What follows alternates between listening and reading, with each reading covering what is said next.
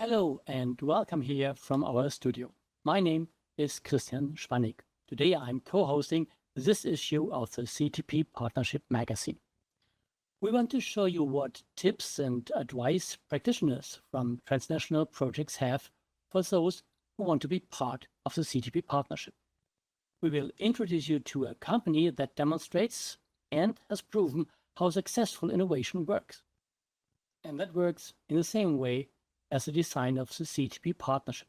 We will give you tips for a successful application and explain you what is so special about it. So, see you in a second.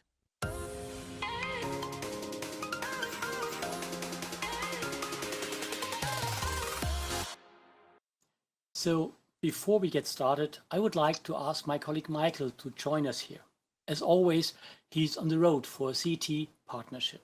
But we did catch him on camera. Michael? Hello, I'm Michael Hübner and I'm working for the Austrian Federal Ministry of Climate Action in the Innovation Department. I coordinate the Clean Energy Transition Partnership, which is a network of more than 50 European and international funding organizations. It is designed to facilitate and accelerate the clean energy transition by aligning innovation priorities, pooling funding, and leveraging knowledge and experience from more than 30 countries. Together with our producer and moderator Christian Spannig, we'll walk you through this video magazine. We will introduce the partnership and show how it can empower and connect your bold and innovative endeavors to build a clean energy system that works. Okay, thank you, Michael. And now we come to, I almost forgot our third moderator, Michael Hübner's avatar. Our regular viewers already know him. He is also here today. We'll call him Mick for the sake of simplicity. Hello, it's me, the virtual Michael, back again. I'm here with Christian and the real Michael, and in this magazine we are going to take you on a quick tour through the Clean Energy Transition Partnership. When you develop a network like the Clean Energy Transition Partnership with many partners from various countries, you're bound to come up with lots of ideas. But when you put them all together, it becomes clear that successful innovation always works in a similar way, as exemplified in the following film. This has become our blueprint for the workflows and the elements that we have developed for the partnership. How does a startup make it from a farm to a multinational player that sells its products in 30 countries and has a global network of development partners? To find out, we visited Phenacon. The company was founded in 2011 and specializes in smart battery storage systems for the energy transition. Today, they are a role model for successful innovators. Founded in 2011 on their father's farm, who was also their first customer, Phenacon has just built a completely new factory for the construction of large-scale battery storage systems for industrial customers. Another factory is planned next in the United States. How did the idea come about in 2011, and why was the founder's father the first need owner and customer? I was working in the solar industry at the time. Large roofs, agricultural business, 220 kilowatts peak. I wanted to realize this on my father's farm. Of course, this did not fit into the grid connection. But the grid operator sent us 700 meters away and said, you could connect there. But this means a lot of cost and a lot of paperwork. And that's when my father stopped me with the idea, let us use the electricity ourselves. Let's build a storage facility there. We then received various specifications from the grid operator. They were still very, very strict back that time because storage was not yet part of the energy system. But the founders wanted more than just a battery storage system. They had a vision of what such a smart storage system should be able to do and how it should be constructed in order to be smartly integrated into our energy system. Unfortunately, there was a problem. No national partner wanted to build it. All of them only wanted to sell Phenicon exactly what they had already developed and built. Das wird zu teuer. It would be too expensive. Let's go single phase. Let's go without emergency power. Why don't you use lead batteries? It's cheaper. And similar answers were unfortunately given to us. That's why we went a little further afield.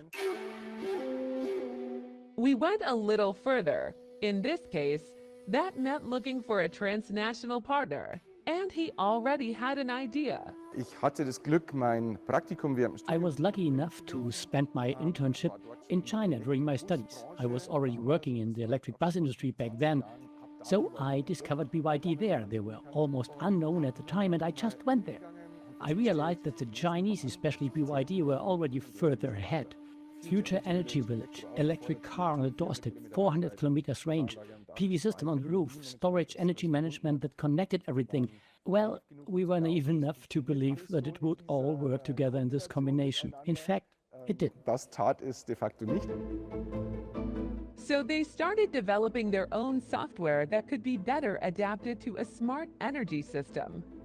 Stefan, one of the two brothers, initially developed it alone.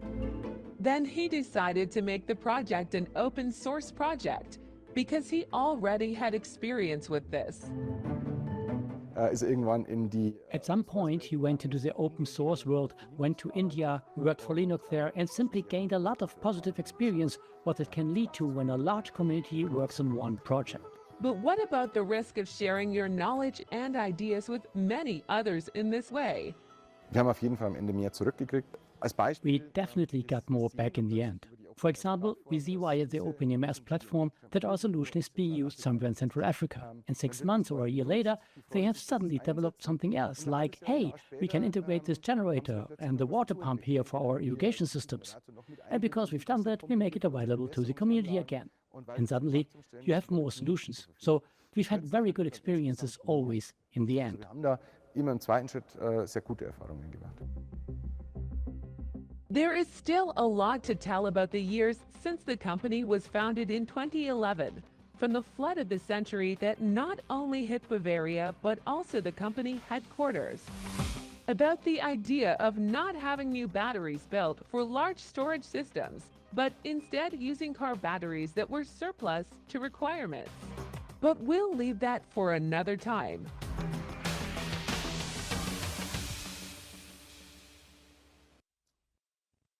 And it is precisely because this is how innovation works in a transnational context that CTP partnership is designed in this way and has all these important factors in the design of the call. We asked two CT partnership representatives what they think is special about it. When I think about the benefits that this collaboration has for researchers and innovators throughout Europe, then it is the possibility to connect to other researchers and innovators in other European countries in joint projects where you work together to get your results. I would say the sense of belonging to a community of practice. As a funding organization or as a project partner, you have a place to share your experiences and learn from the others. We are funding organizations that collaborate. So in each project, you have to connect to the funding organization that is relevant for you and the funding organization that is relevant for your partners. This can be done in the national language, so that's an advantage, but there's also a disadvantage because it's a bit more complex than getting Horizon Europe funding. In the city partnership, we bring together the whole of the research on clean energy technologies in the EU. It really creates a critical mass to accelerate the transition. However, you have to weigh this disadvantage against the benefits of being able to connect to those organizations that you want to work with in other European countries. One important thing about the CET partnership is that we address a broad set of clean energy technologies, from the basic technologies to generate clean and green energy or to decarbonize the energy system, like renewable technologies, sustainable fuels, hydrogen, carbon capture and storage, to the application in core sectors such as the industrial processes or the built environment, and to the integration aspects linked to the grid and the consumers. And this is very important because we address the energy system as a whole. And I hope that we can get many proposals that accelerate the energy transition in Europe. In this magazine, we would also like to share some statements from practitioners who are already successfully working in multilateral projects. What are the challenges you face and what are the main advantages? Why, for example, do you not simply work with a national fund in your own country? For the best thoughts about that, we asked Ross Hornton, technical project manager at Core Power Ocean. He and the team in the startup are working on wave energy solutions, and he thinks we cannot be successful without transnational partnership. Marco Linders, project manager at TNO, with a lot of practical ideas for knowledge transfer that works, not only if you are working on carbon management on ships. Bartolomej Arendarski, called Bartek, who works as product manager at Fraunhofer on energy systems and infrastructures. He knows he will never miss the opportunity working transnational. And Peter Moser, who works as head of CCU and energy at RWE, a large energy company. He says transnational is a key if you want to think out of your box. Here are some answers. Yes, I believe we could build our product in our own country. We could keep ourselves in Sweden. I don't think the product will be very good. I don't think it will be very successful. Yeah, in a way, it's more difficult, indeed, because all in our case we have 5 countries that collaborate in this. So we have to deal with 5 funding agencies. So that gives, of course, a little bit more, well, administration. But on the other hand, for all partners, you have to deal with your national funding agency that you already know. I like international projects, and I really convinced that individual countries, yeah, the bigger ones, for sure, they are powerful. Perhaps if you think also in value chains, will you only sell technology in one country, or do you want to sell it worldwide? All partners brings to the consortium different competencies and experience. So we have developers of sensors, we have a provider of the test field in order to test those devices and optimize their performance. And on the end, we want to perform this in the several environmental conditions. So we have countries from the south of Europe and the countries from, let's say, middle north of Europe, in order to also test the influence of the different weather conditions. But not only weather, also the regulatory and actually the grid conditions. I mean, ready for transfer so that they will work not only to the specific region, but could be used in the whole over Europe or even abroad. And is it necessary, if you have the best technologies also, that it's applied worldwide? Or do we see these hurdles? No, I would just work in my small cell. I have my idea of my understanding, and then I see everything as competition against my ideas or hypotheses by this corporation. We can break up this and come perhaps to the best solutions for solving the challenges. I think what's really important with transnational cooperation is you can lean on the experiences and the perspectives of a very diverse range of people. Researchers, corporates, entrepreneurs, policymakers, and visionaries are working together to create scalable and impactful solutions. They are forming a community of change makers, striving to create projects which inspire action, innovation that is recognized internationally, and transferable solutions that are adopted by society. Test cases with different boundary conditions, potential buyers and need owners to collaborate with often can be found in other countries. Another example is degradation of this washing solvent, dishwashing solvent fluid. So what I mean is the CO2 is being captured, and this solvent that degrades over time. So it becomes less good, if you would put it like that. It degrades slowly.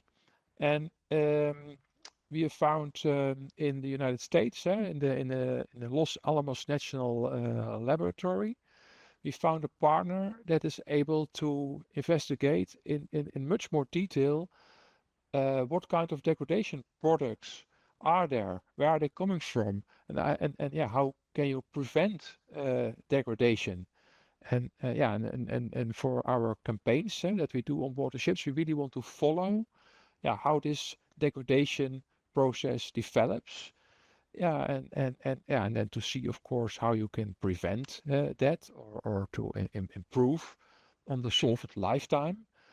And yeah, well, not everything is present in the Netherlands. So you look around where are other partners that can help and assist in crucial aspects of this whole technology chain.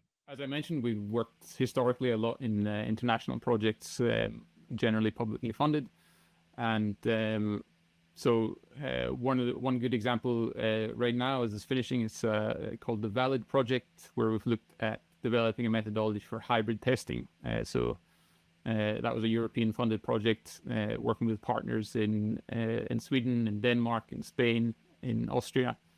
And one of the really nice things about that project was that we brought in an automotive partner who had a lot of experience in testing in the automotive industry, and we were able to learn a lot from them and apply the same principles in the marine energy sector. And we've developed a nice methodology which we think can decrease the development cost of wave power. And that's something that I don't think we could have done necessarily if we'd stuck within our own borders. I think that really required a transnational cooperation. We need, especially at an early stage, coming from the perspective of industrialization and broad worldwide application of the technology, we need the cooperation from different sites and the different boundary conditions. So as an example, when we have to capture CO2, what is your flue gas source? Is it a concrete plant is used, sludge incineration, a waste to energy plant, a natural gas fired unit? So there are differences. And there's not one country that has now access to capture pilot plants and testing facilities which cover all of these different flue gas qualities. We end up with actually 5 countries participating. Yeah, the maritime sector, it doesn't stop at the border. So if you want to reduce CO2 emissions, and if you capture the CO2 on a ship, your ship is going somewhere, and so you have to have facilities. You have to have the possibility to offload the CO2. So if you want to work on reducing CO2 emissions on board of ships, you need to have international collaboration, because my ship is capturing CO2 on a journey. Then I arrive in a harbor and I can't offload the CO2. Where to go? So by definition, I would say the maritime sector is global, is worldwide. So if you want to reach these goals of CO2 reduction, you need to collaborate. It is individuals and institutions who are leading the change in revolutionizing the energy system to fit within planetary boundaries. They are bound by fair solutions to a broad variety of relevant clean energy transition issues. How do they find each other?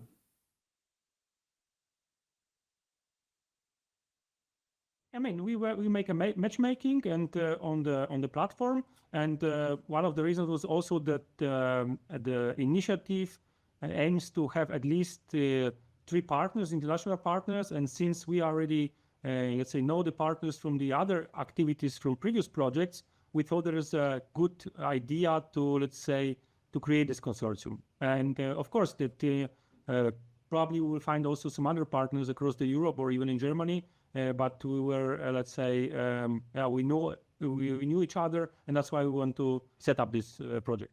It happens quite often, actually, that we get approached by various partners across Europe who say we have this idea if it's a sensing technology, or if it's a new lubrication technology, or whatever, and say this could be useful in your product. Do you want to try and apply for some funding to explore this?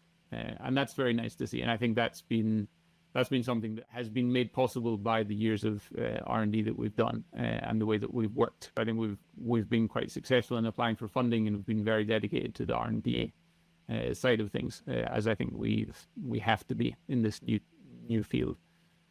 Reality.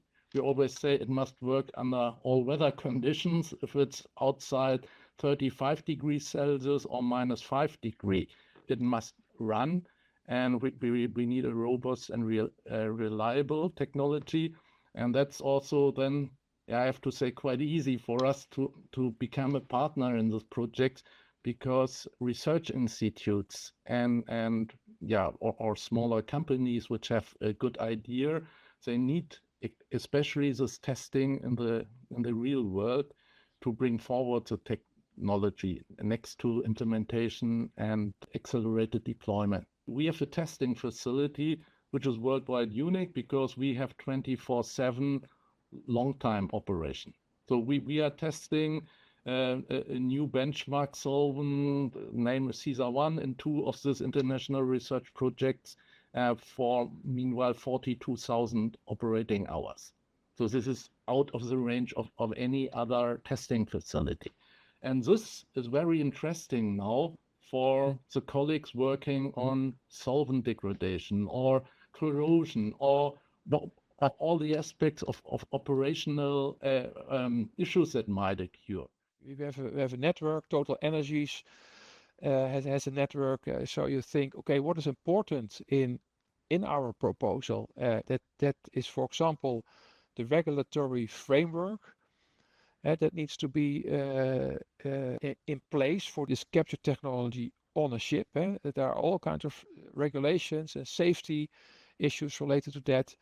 And then you come at those kind of companies that like Lloyd's, like Bureau Veritas, DNV, and they all joined our project because they thought, well, this is really a new area of research and development where they would like to play a role and to help defining the safety issues, help with tackling the regulatory framework that is in place.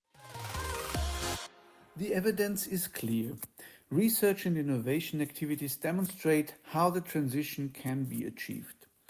We will show the world what is possible. How do you take advantage of all the insights from different projects, both locally and internationally? How do we create strategic knowledge across countries and industries? I think,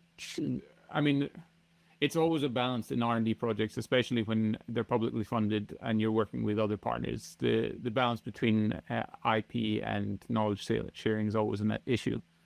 I don't think it's particularly made harder by transnational cooperation, especially not within the EU, where we have the same sort of patent laws and so on. But it is always a balance that has to be reached within the consortium about who owns what solutions and how much knowledge we share, how much background we share about our device, for example. That's always a concern. But there are good ways to get around that and to secure your own IP and to secure your own background knowledge within such a project. Another aspect is that we have in one of our work packages, we have defined a task that aims to have an industrial group that beyond an advisory board, everybody can participate that, who's active in a chain. And we really would like to discuss more detailed aspects of what I also just mentioned, from what should be the CO2 quality, what should be the conditions of the CO2, all kinds of aspects. Well, especially related to the whole infrastructure and where can you go with the CO2, what are the use cases, all these kinds. So we have set up an industrial advisory group, you can call it. What we also do more or less once a year is but that's a public webinar. That there you will go less in depth, and it's not really to discuss things, but of course questions can ask there. Of course we will answer those questions, but it's more like to a broader public of what we are doing. So apart from like webinars, advisory boards, industrial groups within the project, we also have outside the project organized by ACT and CETP and knowledge workshops. And in these workshops you meet with other projects that work on similar topics. Maybe not in all cases, in my case, on CO2 capture on ships, but they work on CO2 capture. They can work on solvent degradation, for example, or other aspects that are also important for our project. So that I think is also very nice to see what is out there. I think I would say in general, the knowledge a lot of the time remains within the project and within the project. Occasionally we see it as advantageous to disseminate the information, and I think a lot of that is to do with the fact that the wave energy sector is still a growing sector. It's still very young. So part of our responsibility as a wave energy developer is to build up that sector. So for us, then it's advantageous to disseminate information so that other key players in the market can take advantage of that. Okay, of course, there is more know-how from these experts. The longer versions of these interviews will be available here on the platform in the near future. So it's best to drop by here again. Michael? Of course, you can find all the information you need to successfully apply for the Clean Energy Transition Partnership on our various channels and the website. But we have summarized a few particularly important aspects in a short film, so you can get up to speed quickly. There are many ways to find out how to successfully apply for a call at CET Partnership. Of course, the best way to do this is to read up on our website or ask directly at our events online or in person if you are unsure. But we have put together a few of the most important and decisive points here. The CET Partnership calls for proposals cover a wide range of topics and areas. They are divided into different topics, the so-called call modules. Each call module addresses a specific innovation challenge of the energy transition and places specific requirements on project proposals. It is clear to us that there are no sharp dividing lines, especially as we are all working for a larger overall system that we want to shape together in the CET partnership. The different modules are therefore complementary, and there is no clear dividing line. But every project needs a focus. It is therefore important to carefully consider which of the modules is most relevant for your own project proposal. The project proposal must be assigned to exactly one call module. The CET partnership promotes transnational cooperation. International teams are therefore also a criterion. The basic rule is, a consortium must consist of at least 3 independent legal entities, from at least 3 different countries. However, there are other aspects to consider here. Please consult the current call text in this regard. The CET partnership is a coordination mechanism, not a fund in its own right. It coordinates our TDI funders to jointly finance a project. Each funding partner supports project participants from their own country or region. So if you want to apply for funding for the tasks or work packages you are taking on in the project, it is crucial that one of the participating national or regional funding partners is willing and able to fund them. This means that the relevant funding institution must have committed to funding proposals for the selected call module. And your organization must be eligible to submit proposals to this funding institution. Basic information on which funding partners are involved in a particular topic and what their specific requirements are can be found in the call text. It is important to note that these rules apply to all consortium partners. This means that every project consortium partner applying for funding must also meet the funding criteria. There is a considerable risk that the entire project will not be able to participate in the selection process if one of the applicant partners, who is not self-financing, does not meet the funding criteria of the responsible funding agency. But the most important tip is to use the CET Partnership Network and platform. Read the online information and documents carefully. And contact the relevant offices if you have any questions. Be it at events related to the CET Partnership or the local and regional partners. They will help to ensure that nothing stands in the way of success. The success of the applicants and, of course, the success of a clean, innovative and functioning sustainable and fair energy system.